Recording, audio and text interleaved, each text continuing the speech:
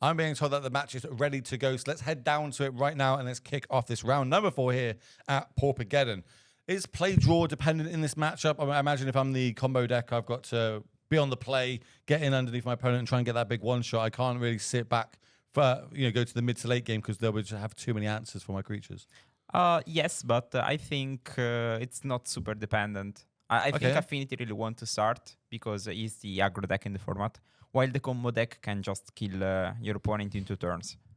Are there any ways that we can kill the, if I throw a Galvanic Blast at the creature, is there anything that can be done in response? Is there any protection spells or counter magic or... I think you can start by growing its darkness. So discard a card, give it the +4, yes. +0/+4. So you have what if I have like a cast down? So let's get a direct destroy creature spell. I think the deck plays 4 Dispel, 3 counter spell with Madness. So Madness, sweet. Yeah, and a mixture of protections. I'm not sure by how many, but from the main and the side it should be 4 more protections. But we'll find out as we're off to the races here. So turn 1 Ponder on one side, but on the other side, second artifact land into Spellbomb, into the Refurbished Familiar, one of the cards from MH3 that we were speaking about. It's a 4-drop, but it's already on the battlefield, and we've already cast another spell that's going to be good in this matchup. Right? There's a card that you were saying that comes back from the graveyard. Well, we've got the answer to it now. Yep. So that's one almost lockdown piece. So potentially we can just get in there in the air and keep turning sideways. It's just going to be interesting to see if this deck's going to be able to, the combo deck can fight through it. Obviously, coming this weekend, you knew you'd be up against Affinity at some point, especially over a 2-day tournament like Paupergeddon. So they got to have a good plan. They got to know what they're doing. You wouldn't bring this if you thought it was a bad matchup against Affinity. Yeah, I think the matchup is quite right. The only card that's problematic is Chronicler Shaman, because you can continuously give the creature minus, basically deal 1 damage to the creature. So when you are comboing out, it's really tough to beat the Shaman. But the Tribe combo deck, since it works with the graveyard, plays some copy of Prismatic Strands. It means that you can just start by protecting your creature from red and then go off. My word, look at this board here from the Grixis control side. Another Familiar, then into the Shaman itself, and Shaman with a bunch of artifacts. Well, we can just take that off. So are we kind of safe right now? What would it take for us to be able to combo through this board state currently? We've got a graveyard hate piece, plus we've got a main deck board sweeper that's going on, and we're able to apply loads of pressure that we're seeing here. Well, I think you need to deal with the Shaman somehow. And then once you dealt with the Shaman, you can just give the creature unblockable with the Wedding Invitation and then just kill them. Okay, well, good and bad news. There is no main deck ways of getting that Shaman off the battlefield except for having it activate and actually killing itself. Yep. That means it sounds like almost unwinnable at that point. You can't. Oh my word! The third Familiar coming down, discarding another card on ETB. Spell Pierce is going to be the card. Another this game's got to be can we win from this spot? It doesn't. To me right now, bear in mind, I'm very new to Pauper. I'm picking up. I love this format. I think it's great. I think it's very balanced. Right now, it doesn't look very balanced. It looks absolutely one-sided, and that is because that MH3 card, Cauldron Familiar, not Cauldron Familiar, Refurbished Familiar. Yeah, Cauldron Familiar is a completely different card that's not in this format. I think unless the Grixis Affinity player mess up somehow, it's really tough. Forget to turn everything sideways. As long as they forget that they've got a combat step, they should be good here. Yeah, also it's nice that the Familiar reduced the cards in hand from the Tribe combo player, so it's even more tough to basically combo, because you need a lot of cards. You need at least 5 to deal 20. The Clan Shaman as well, just to really kick someone in the teeth, doesn't do damage to flying creatures. So all of our Familiars they're safe as well. And that is going to be enough for game 1. That was over extremely quickly. A lot of hate pieces there. Maybe they were expecting on their side that there's going to be quite a lot of combo decks going off, and having main deck like Clan Shamans. Yep. It's not something you see very often. Normally that is a sideboard card, but we're moving that into the main here. Even just a Spell Bomb, is that a main deckable card at the minute with the current meta, or is that just a really good meta game choice? I think it's a mixture of both. It's an artifact that when you sacrifice it, you draw a card, so it's quite free when you play 6 disputes. but it's also a relevant card in combo matchups that are the ones where Affinity doesn't shine. Same for Crackle Shaman. It's a quite free card, and I think Shaman is more for Red Green Ponza, because our Red Green Ponza try to kill you with big creatures, but doesn't have any flyers. So your plan should be stack an amount of flyer, and then play the Shaman, sacrifice all your artifacts, and kill them in 2 turns. Like completely wrath the board, but all your stuff stays live. Keep turning the same thing. So chat pointing out, yes, Cauldron Familiar is legal in this format. It doesn't see play in this format as well. I should have said chat. Okay, we don't have the oven cat combo going on in this format just yet. It hasn't had a downgrade from uncommon to common, but who knows? Hopefully not. Worse things have happened in Magic, so to speak. So going to the sideboard, let's have a little look at some of the cards that we might be seeing coming in. So we've got Pyroblast, Red Elemental Blasts, Blue Elemental Blast, Hydro Blasts, Negates, and Gorilla Shamans. Don't think many of these are going to be very good in the Grixis side.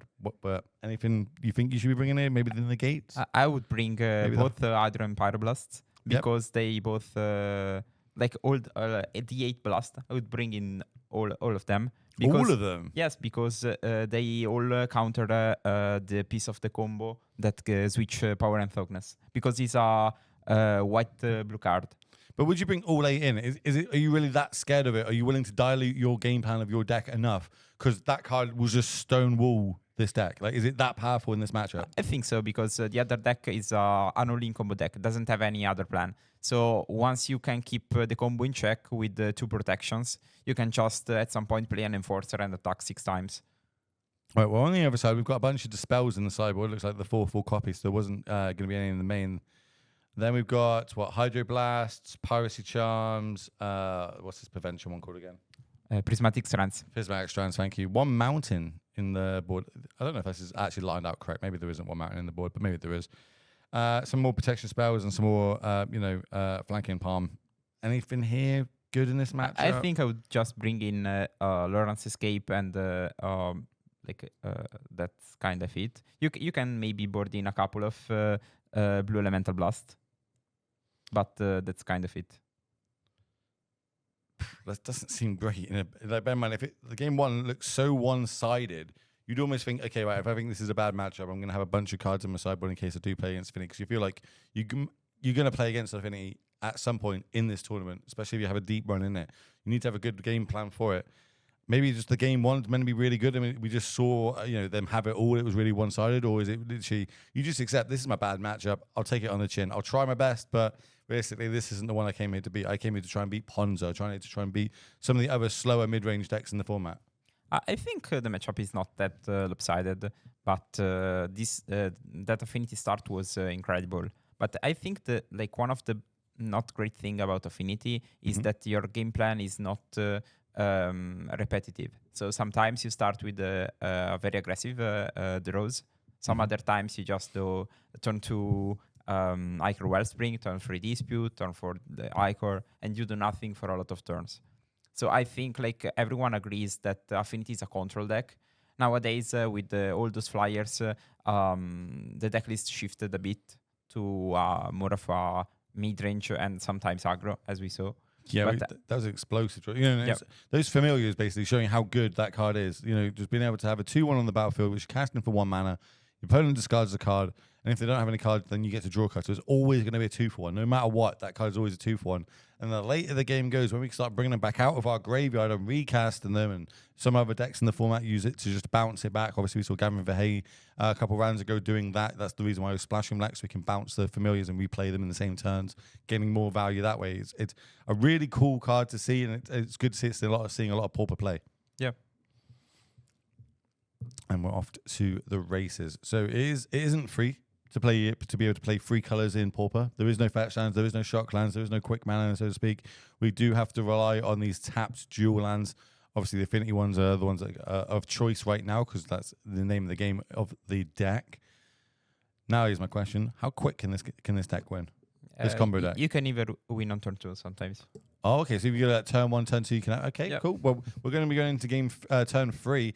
If this lives, maybe we'll end up seeing it fire off and go into a game number 3 out of these 2 players. Of course, 3-0. The record you're going to need to get into day 2 is 15 points. So that's 5-2, or work it out with draws, however you want to do it. But this is the X and 2 will lock you into day number 2, where we'll be coming back tomorrow for 5 more rounds of Swiss before we cut to that top 8 and crown ourselves a champion of Paupergeddon 2024. So because you see the fetch land that is in the graveyard. That's actually a very smart choice of play, because this is not only a fetch land but also a way to give your creature unblockable. Yep. So that was probably the biggest upgrade the deck received in a while, and I think that's a valid reason to play it. But I think now if Trivella finds the missing combo piece, he can win a spot. So Shaman was played, that ended up eating a Hydro Blast, so it doesn't hit the battlefield. So then, we're kind of safe to that. So what is the card we're looking off the top of our deck right now? What are we hoping to hit there to win the game this turn? Inside Out, I think. Inside Out. Well, there's a blue land for the turn and just passing it back, so we don't have the combo just yet. Going one card deeper in a deck, Grixis Affinity, definitely off to a slower start here, but this is one of the powers of this deck, right? Having an untapped artifact land, which in an Affinity deck basically represents 2 mana. Everything is an Ancient Tune that doesn't do damage to you. Yep. It's going to be pretty huge. But we're just passing the turn. We're holding up. What are we holding up here? Are we holding up counter magic, removal magic? What's going on? What would you be playing around in this spot? That's the tough part from tribe side, because Affinity can play basically whatever. Like you can have Pyroblast, Hydroblast cast down, nothing maybe. So it's really tough for a combo deck to understand when to go for it and when to wait. Here comes the Archaeologist. That's gonna mean that we're gonna fire off this cast down. Now this is the cast spell that you discard, right? And it's like a mana leak effect. All the cards in your graveyard, you've got a minimum. And that's going to eat the red Pyroblast on the other side. So by the time everything's done and dusted, the tribe goes to the graveyard. Now we've got to kind of try and rebuild. Mm-hmm. Yeah, it's also interesting. Fallacious Archaeologist is not a common card in tribe. But I think it's smart because the format plays some edicts. So you can just use it as a 2 mana ponder and then sacrifice it later. Well, we got to start digging. We got to rebuild here. So when we did pass the turn with those 3 mana up, having kill spell plus counter magic was exactly what we needed to get tribe off the battlefield. So we've got to now find one. Then we've got to play it. Then we've got to try and keep it alive. And then maybe we can start pulling this combo off. But over on the Grixis side, now going up to 4 cards. Really looking for one of their engines to really pull away on this matchup here. There's one of them. This is not an engine. This is a good way of being able to shoot lots of 1/1s off the battlefield or 1 toughness creatures. 4 damage coming across from this Enforcer. That's going to get blocked. Yeah, and as I mentioned before, like we saw the aggro start of Affinity, and now we are seeing basically a control deck. Like what's that 4-drop that we just saw there? Deep Analysis. So draw 2 cards. Oh, it's the I haven't seen that art before, that one. But that's in Modern now. I say just printed in Modern Horizons 3. Yeah. Is that must be the OGR of it or something? Yeah. Is it come? Oh no, it looks like it's been From printed Tempest, a lot. I think, or Torment. Cool one. Well, Okay, yeah, and, like